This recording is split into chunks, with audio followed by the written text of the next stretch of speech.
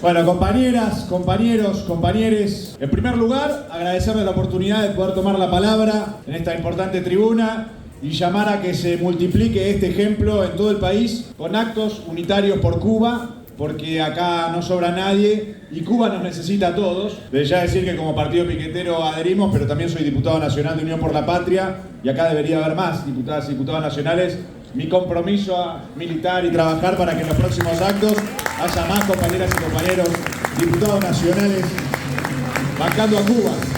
Compañeras, compañeros, compañeres, ¿qué está pasando hoy en Cuba? Hay un bloqueo genocida, lo tenemos que decir así con todas las letras. Así lo va a denunciar el canciller cubano Bruno Rodríguez ante la Asamblea General de la ONU el próximo 7 de julio, esta semana, y no estamos exagerando ni un poquito. Es un bloqueo genocida que es cierto, todavía no tuvo 100.000 asesinados, muertos como en Gaza, pero que apunta al mismo objetivo. Los Estados Unidos quieren transformar a toda la isla en una cárcel a cielo abierto, mientras la prensa dicta, los gobiernos cómplices y los partidos proimperialistas ocultan que ya se cuentan de a miles los cubanos muertos por culpa del bloqueo, los apagones por la interrupción del suministro petrolero, la falta de insumos en hospitales, la asfixia económica. Matan. Es un bloqueo genocida que tuvo un cambio cualitativo en 2019, cuando la administración Trump 1 aplicó más de 240 medidas que recrudecieron el cerco. Luego este año vino el bloqueo energético, declarado el 29 de enero y posteriormente el 1 de mayo, mientras el pueblo cubano se movilizaba masivamente, otra orden ejecutiva que internacionaliza los efectos del bloqueo con el mecanismo de sanciones secundarias. Expertos de la ONU condenaron estas medidas como asfixia energética, con severas consecuencias para los derechos humanos. Señalaron que la escasez de combustible ha impedido el traslado de pacientes y la asistencia de niños a las escuelas, mientras hay más de 96.000 cirugías pendientes, incluidas 11.000 pediátricas, y retrasos en el Programa Nacional de Inmunización. Un bloqueo genocida. ¿Qué espera la humanidad para alzar su voz en defensa de Cuba? Los mismos que hasta ayer usaban los bloqueos en Bolivia para atacar la rebelión popular son quienes hoy callan frente al bloqueo genocida. La hipocresía y el cinismo no podrían ser mayores. Cuba ahora mismo sufre una crisis humanitaria y llamamos por lo tanto a que la humanidad toda actúe en defensa propia. Cuba no es una amenaza, el bloqueo genocida sí. Compañeras, compañeros, el pueblo cubano sufre hoy un aislamiento económico incluso mayor que el del periodo especial en los 90, tras la caída de la Unión Soviética. Hoy Estados Unidos está controlando el petróleo venezolano. Cuba acaba de perder a Colombia como aliado a partir de las últimas elecciones y prácticamente solo le quedan México y Brasil, con Sheinbaum bajo presión constante de la CIA y Trump, y Brasil con un escenario electoral muy complejo para Lula en octubre que esperamos que pueda ganar. Ya no estamos en la Guerra Fría, ni tampoco Cuba cuenta con la ayuda del Comecon. Al mismo tiempo que reivindicamos las críticas antiburocráticas del Che en su famoso discurso de Argel, queremos dejar en claro el enorme auxilio que representaba para Cuba. Hoy eso no está más. También hay que hablar de Venezuela y el ALBA, que tras el secuestro de Nicolás Maduro y Silvia Flores y los bombardeos terroristas del 3 de enero, como decía la compañera Estela Caloni, se encuentran atados de pies y manos para seguir ayudando a Cuba. Como si fuera poco, el 24 de junio, 2 terremotos consecutivos dejando más de 2.295 fallecidos y más de 11.000 heridos en Venezuela. El aislamiento que sufre hoy Cuba es algo que no se vivía desde hace más de 30 años. Y a esto se le suma, compañeras y compañeros, la feroz campaña de propaganda para tratar de confundirnos, desmoralizarnos y dividirnos con debates legítimos pero subsidiarios, secundarios. Muchos compañeros se enroscan en discutir si Cuba sigue siendo socialista o no, pero lo que nadie puede discutir es que Cuba sigue siendo un país oprimido por el imperialismo. ¿Qué cosa es más importante para un verdadero leninista que saber distinguir entre países imperialistas y países oprimidos por el imperialismo? ¿Qué más necesitamos? La opresión imperialista continúa antes, durante y después de la victoria socialista en un país, y hasta que gobiernen los trabajadores en al menos las principales metrópolis del imperialismo. Esta comprensión estratégica internacionalista es un principio rector y ordenador para todo comunista. No podemos dudar. Hoy es la hora de la resistencia latinoamericana contra el asedio imperialista. Las expectativas de todo el continente y en especial de los cubanos están puestas en 2 grandes elecciones. En octubre en Brasil, donde esperamos una victoria de Lula. Y en noviembre en Estados Unidos, donde esperamos que las marchas de No Kings, la rebelión de migrantes latinos, la solidaridad estudiantil con Gaza y la resistencia contra el ICE y el ICE logren una derrota electoral para Trump y sus guerras. Un comentario en medio de todo esto, lo decía la compañera Paula Klitschko, qué asco ver a Milei celebrando el 4 de julio junto al embajador yanqui en Argentina. Repugnante el títere Milei. El continente entero está en disputa y de esta disputa depende el futuro de Cuba. Lo fundamental entonces es no dejarse confundir y que el árbol no nos tape el bosque. Los enemigos son Trump y Rubio. En Cuba no tenemos ni un Gorbachev ni un Yeltsin.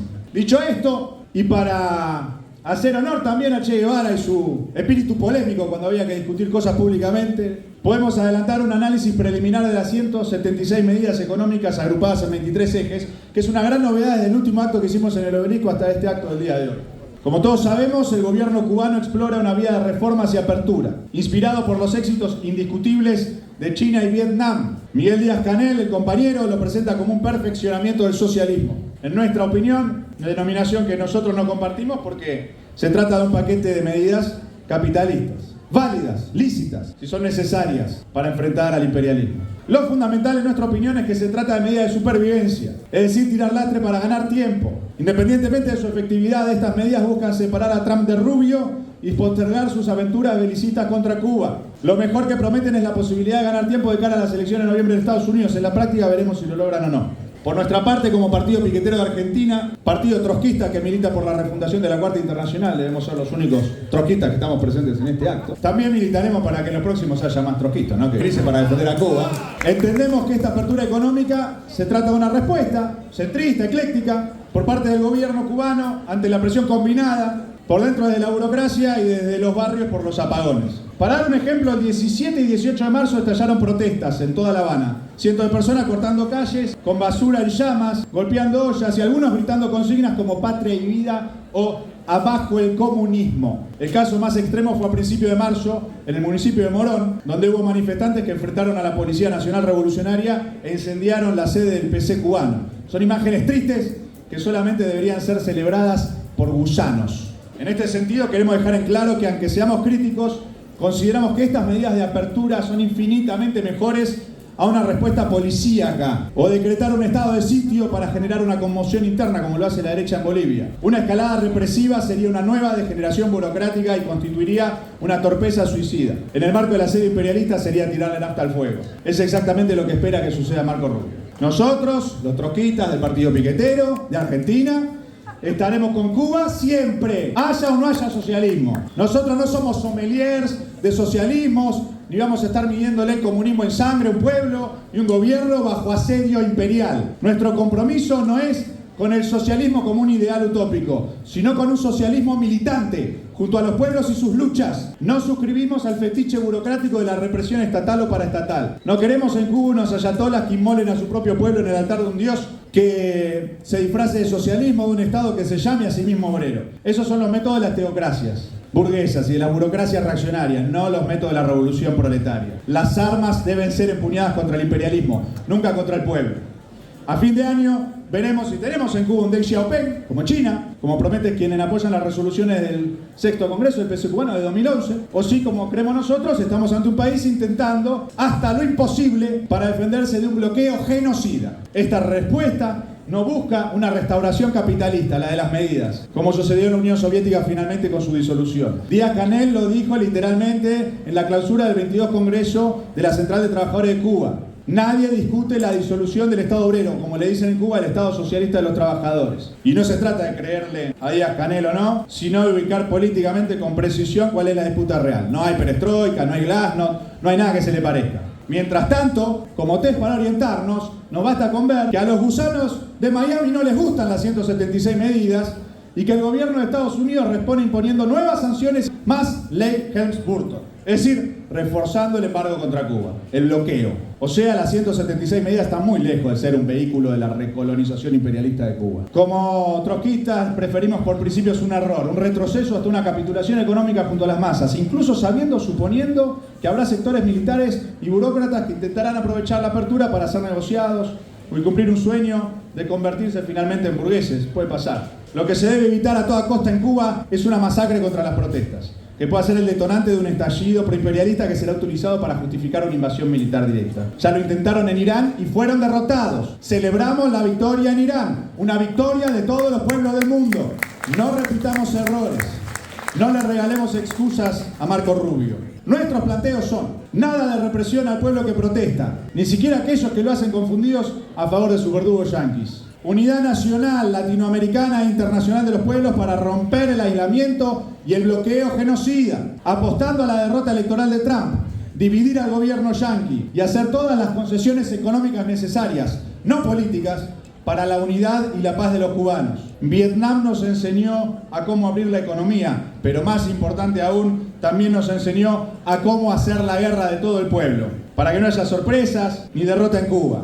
Si los yanquis quieren invadir, que se encuentren con un pueblo en armas. Seremos como Vietnam y que los yanquis se choquen con su primer Vietnam latinoamericano. ¡Fuera yanquis, carajo!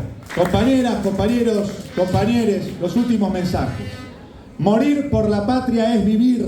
Quien no vive para servir, no sirve para vivir. La victoria del socialismo no depende de quién gana una batalla militar. Las derrotas son posibles, pero eso no cambia lo fundamental. Que el amor vence al odio y que al final los pueblos ganamos. La verdadera victoria, por lo tanto, la logramos cada día que pasa sin que el enemigo imperial pueda separarnos. Hagamos hoy entonces un juramento de unidad y patriotismo latinoamericano. ¿Ganamos juntos o morimos juntos? Acá no se rinde nadie. Patria o muerte, venceremos. Muchas gracias y nos vemos en la lucha, compañeras, compañeros y compañeros.